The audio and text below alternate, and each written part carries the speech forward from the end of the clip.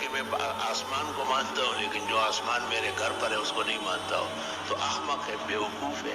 مولانا مفتی ظہرعلی خان دیوبندی مکتب فکر سے وابستہ ایک پاکستانی عالم دین تھے۔ وہ 1953 عیسوی میں ضلع صوابی کے قصبہ جہانگیرہ میں پیدا ہوئے۔ وہ احسن العلوم کراچی کے بانی اور محتمم تھے۔ مولانا مفتی ظہرعلی خان نے جامعہ علوم اسلامیہ علامہ بنوری ٹاؤن سے سند فراغت حاصل کی۔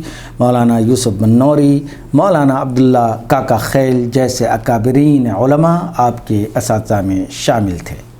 مولانا نے 1978 عیسوی میں گلشن اقبال کراچی میں احسن العلوم کے نام سے ایک مدرسہ قائم کیا۔ آپ سے درس تفسیر پڑھنے کے لیے پورے ملک کے علماء ہر سال جامعہ احسن العلوم میں جمع ہوا کرتے تھے۔ مولانا ایک بہترین مصنف اور ایک بہترین خطیب تھے۔ مولانا نے کئی کتابیں تصنیف کیں جن میں احسن الرسائل، احسن الخطبات، احسن البرہان، معارف و محاسن وغیرہ شامل ہیں۔